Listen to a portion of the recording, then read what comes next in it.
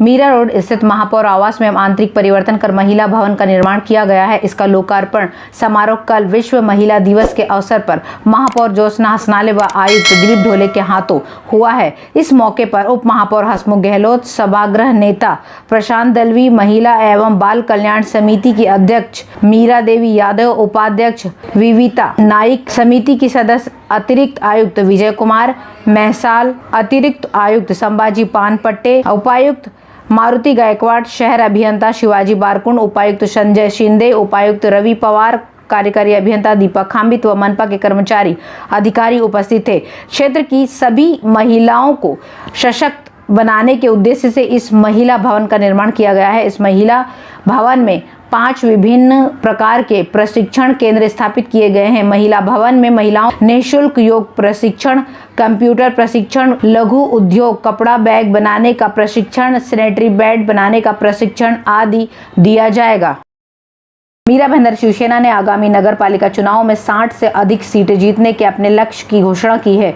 भगवा सप्ताह के माध्यम से जनसंपर्क अभियान चलाया जाएगा। सोमवार को विधायक प्रताप सरनाईक के कार्यालय में हुई बैठक में सांसद राजन विचारे और विधायक गीता जैन के साथ शिवसेना के नगर सेवक और पदाधिकारी भी मौजूद थे। नगर पालिका चुनाव निकट ही है और नगर पालिका का कार्यालय अगस्त में पूरा हो जाएगा। 3 सदस्यीय वार्ड प्रणाली सीटों की संख्या अब 95 से बढ़कर 116 हो गई है, यानी कि कुल 116 सीटों पर इस बार चुनाव लड़े जाएंगे। मीरा भाईंदर शिवसेना के 2 नगर सेवक बीजेपी में चले गए हैं, जिनके नाम है अनीता पाटिल और दीप्ति भट्ट। रविवार रात सरनाईक के कार्यालय में हुई बैठक में राजन विचारे के साथ गीता जैन भी मौजूद थी। सभी ने एकजुट होकर ये प्रण लिया कि हम सब मिलकर काम करेंगे। इस दौरान सांसद और विधायक दोनों ने नगर पालिका से बीजेपी को हटाने की मंशा जाहिर की है।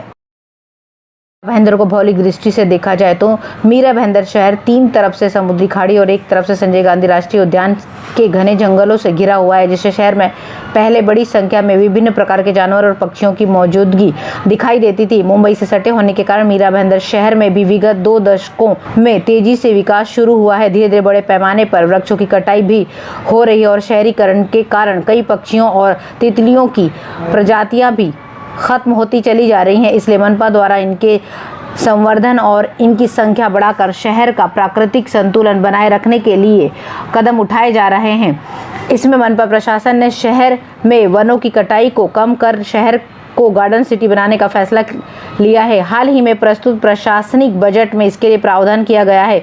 वर्तमान में शहर में कुल 72 उद्यान विकसित किए गए हैं और प्रत्येक उद्यान को एक विशेष महत्व और पहचान दी जा रही है।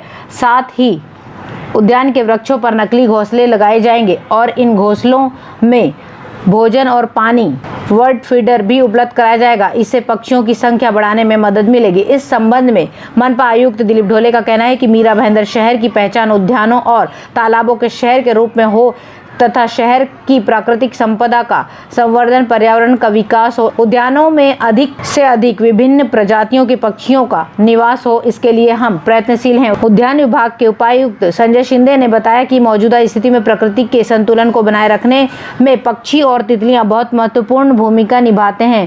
इसलिए शहर के बगीचों में पेड़ों पर कृत्रिम घोंसले बनाए जाएंगे। इन घोंसलों की देखरेख व पक्षियों को दाना पानी की व्यवस्था करने की जिम्मेदारी बगीचे के कर्मचारियों को दी जाएगी। अब देखना ये होगा कि ये सारी जो योजनाएं बनाई जा रही हैं कि इस तरीके के जगह जगह उद्यान और किए जाएंगे और पक्षियों के लिए इस तरह से एक खास तरह की मुहिम चलाई जाएगी। ये कितना सफल होता है ये तो आने वाला समय ही बताएगा, क्योंकि चुनाव आने वाले हैं या यूं कह लीजिए कि चुनाव सर पर ही हैं और अब नई नई चीज़ें आ रही हैं करने के लिए। तो इसके लिए अब ये सारी चीज़ें कितनी सक्षम होती हैं और कितनी सफल होती हैं ये तो आने वाला वक्त ही बताएगा।